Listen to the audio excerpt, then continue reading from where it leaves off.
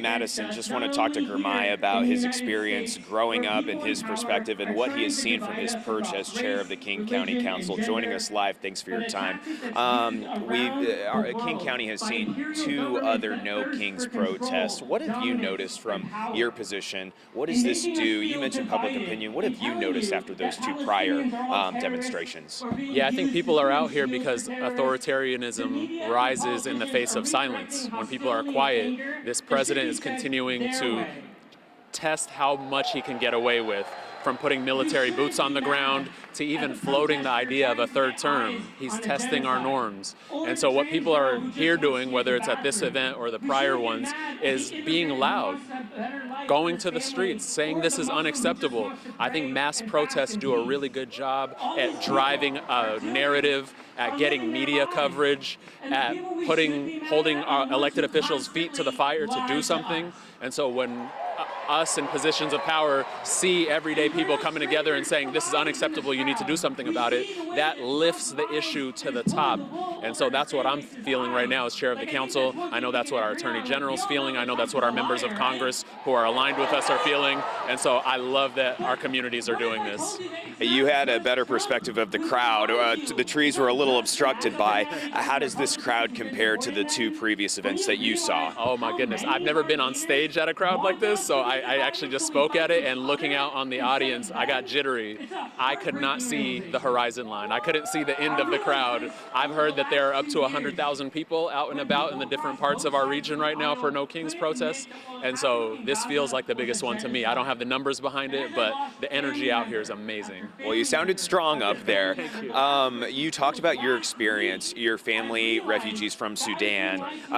Talk about the pillars, the foundation that we're seeing that you feel is eroding and that we report on every day. Talk about how grants, SNAP helped you growing up. Yeah, we are all out here because we believe in the American dream. We believe that anyone who follows the rules and works hard can make it, no matter what their background or circumstances are. And that was my story growing up here. My family are refugees. We lived low income in South Seattle and in Skyway. But because of HUD investments in affordable housing, we had a roof over our head.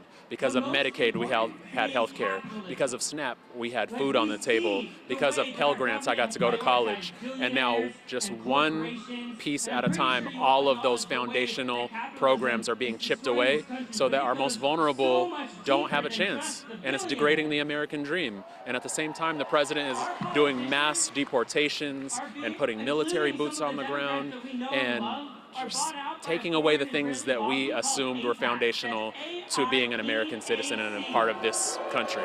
Before we let you go, I want you to talk about what you're doing from your position as chair of King County Council to fight back against the overreach, the concentration of power that the president has been commanding. What are you doing from your perch? Yeah, first and foremost, we want to inform our communities what's at stake.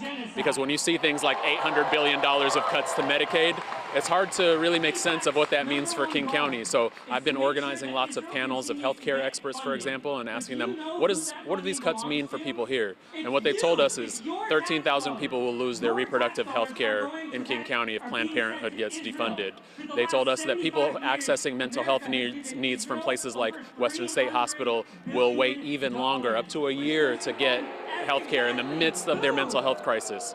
They told us that people in senior centers who require Medicaid for their medical equipment are not going to have it. The CEO of Harborview told us these cuts will mean emergency rooms overflowing and people being treated in hallways. This is the dire state that we're in. And so what our council has been doing is, first of all, trying everything we can to backfill these cuts through new revenue options, through directing funding toward critical programming to support reproductive health care or immigrants or whoever is under attack. And we're also making sure that we sue the federal government. Under our current executive Shannon Braddock, who's been doing a great job. She's been showing the courage of suing this federal government for things like unlawful conditions in our contracts, because even the money that they are giving us, I know they're cutting a lot, but even the money that they are giving us, they're putting unlawful conditions saying, if we give you money, you have to get rid of all your DEI programs. Like, those are the types of things that we're dealing with, and she has been suing them, and we've been successful in some of those lawsuits. So it's a combination of funding and organizing and lawsuits. We're going to leave no stone unturned in protecting our residents. A day like this changes, raises awareness, changes public opinion, and it's the turnout, I imagine, leaves you feeling great for what you just told us.